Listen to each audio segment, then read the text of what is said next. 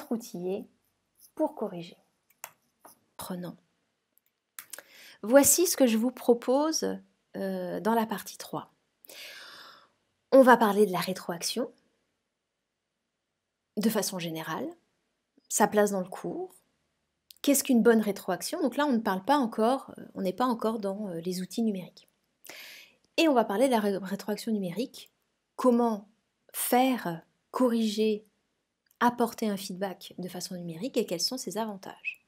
Et puis ensuite, eh bien, on parlera de la rétroaction par les pairs et de l'auto-évaluation.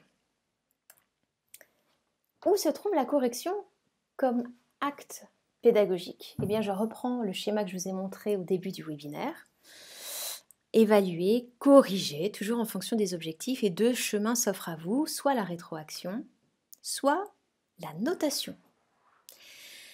La notation, bon, il n'y a pas grand-chose à dire. On obtient une note, une sanction. Eh bien, la rétroaction, au contraire, elle nous ouvre des portes. Elle va contribuer à l'apprentissage, elle va favoriser la motivation, et puis elle va encourager l'apprenant à être persévérant. Alors, vous avez vu, j'ai fait le choix d'opter pour le terme rétroaction. Alors, c'est encore mes collègues du Québec qui m'influencent positivement là-dessus. Eux, ils utilisent le terme rétroaction. Alors, on peut aussi utiliser le terme de feedback, de retour, de feed forward. Ça, je voulais absolument vous le partager aujourd'hui. Je trouve ce concept extrêmement intéressant. Donc, ne pas parler de feedback, mais de feed forward. Alors, bon, c'est un terme anglais, mais qu'est-ce qu'on veut dire par là?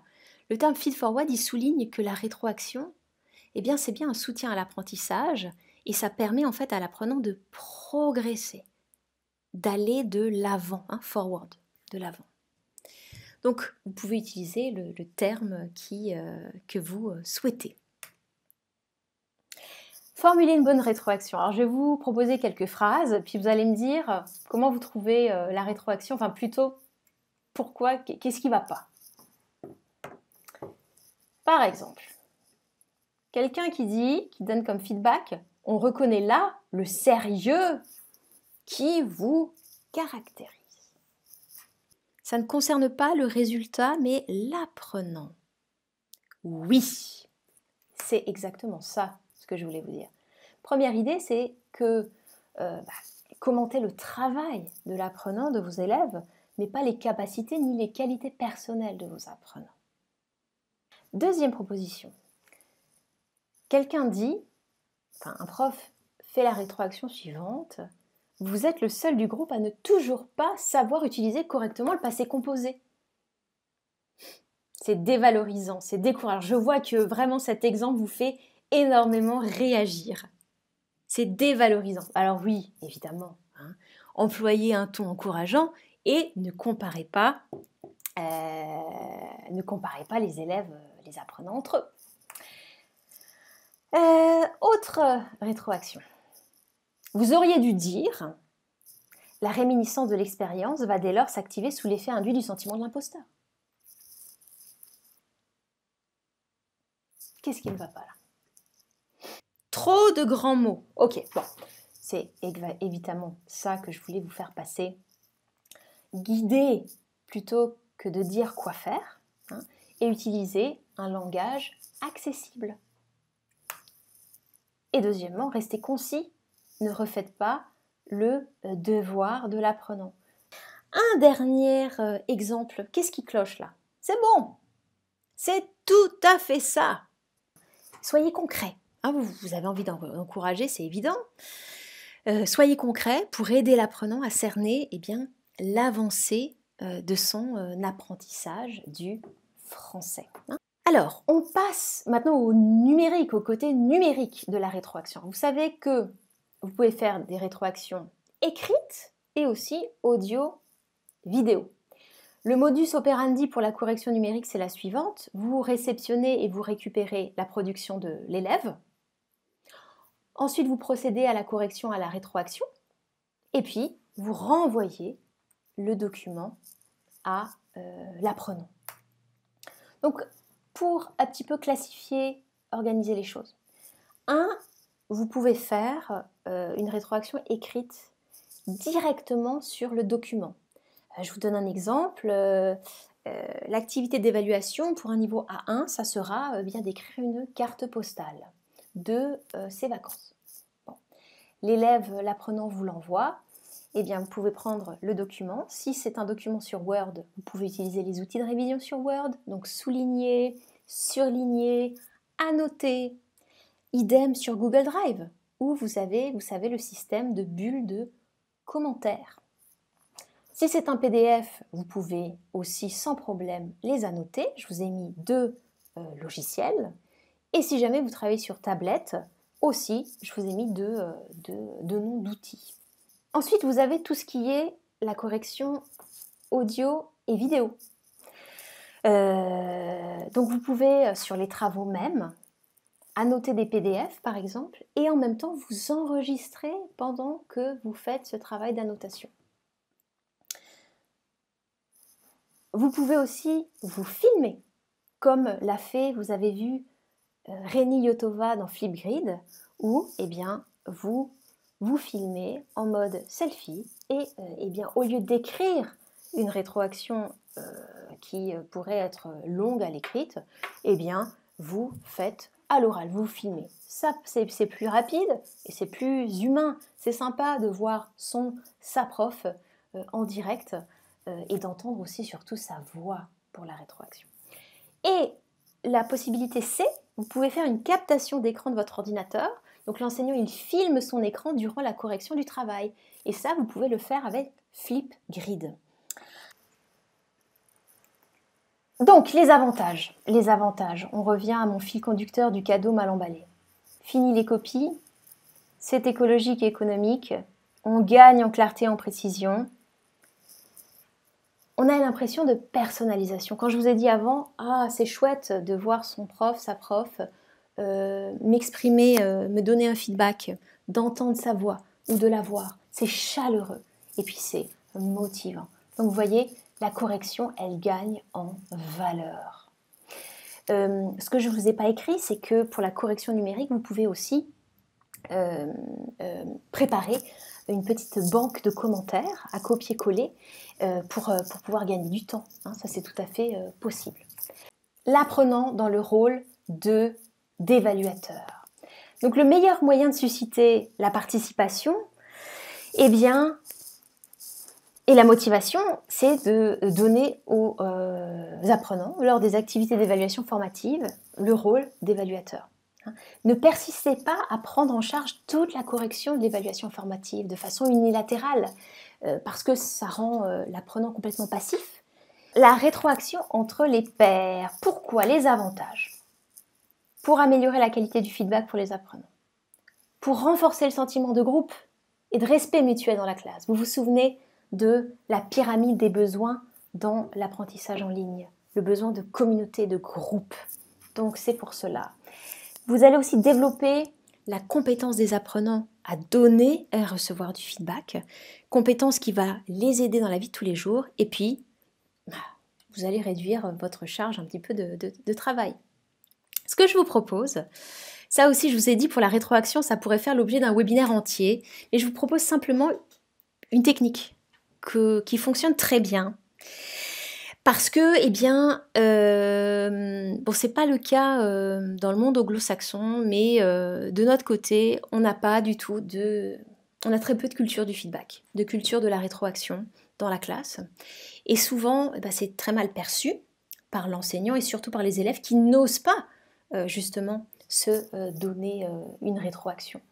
Donc ça, c'est une technique pour tester la rétroaction en douceur, j'ai envie de vous dire. Quand vous demandez de procéder à une rétroaction, vous pouvez dire aux apprenants, voilà, vous allez proposer un feedback et vous allez dire tout d'abord ce que vous avez vu, ce que vous avez lu, ce que vous avez entendu. Vous allez juste parler des faits. Ensuite, vous allez parler de l'effet que ça a eu sur vous. Vous allez donner votre opinion. Ça vient qu'en deuxième partie. Et puis après, vous allez donner un conseil à l'apprenant que vous évaluez. C'est un cadre. Et les points importants, eh bien, c'est de donner son feedback à la deuxième personne. Donc, c'est-à-dire que quand l'apprenant donne son feedback, il ne passe pas par l'enseignant. Hein, donc, tu.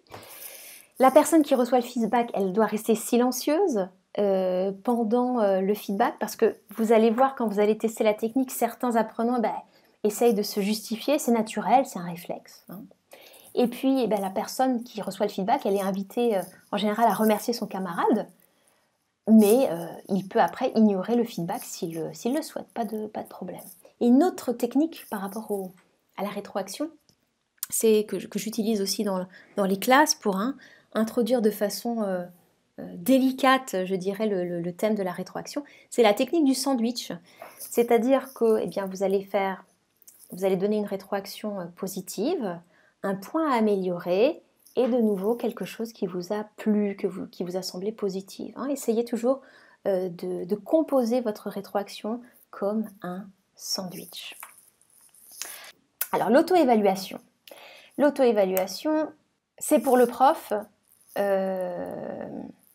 l'occasion, je dirais, d'organiser la responsabilisation de l'apprenant. Je vous donne un exemple d'activité, c'est l'activité de la valise. Après les cours ou après un module, je propose justement de réaliser une valise où je demande aux apprenants de mettre tout ce qu'ils ont appris durant le cours. Je vous montre un exemple que j'ai fait dans une formation récemment. Donc chaque apprenant, chaque participant, à la fin de chaque cours, dessine une valise libre. Ça peut être à la main, ça peut être à l'ordinateur. Et ensuite, il la partage sur le mur collaboratif de la classe. Donc ça, c'était lors d'une formation que j'ai réalisée il y a pas longtemps. Et donc vous voyez, les participants ont noté, se sont appropriés les contenus du cours en réalisant leur valise. Et c'est très positif parce qu'on peut en plus voir les valises des uns et des autres. Avec aussi la personnalité de chacun et la créativité de chacun. Ça, c'est la première technique. La deuxième technique, c'est bien d'être précis sur ce qu'on attend de l'apprenant à la suite d'un cours. Donc, c'est là où vous allez proposer, alors j'ai utilisé un terme anglais, je ne sais pas trop comment le dire en français, la checklist digitale. Vous savez, la liste des choses à faire, à vérifier après un cours. Je vous montre un exemple également. On a fait 2 séances de cours pour prendre en main par exemple les outils numériques et là, je donne ce document cadre pour mettre en application les contenus du cours. Donc vous voyez quand je vous dis qu'il faut être guidé.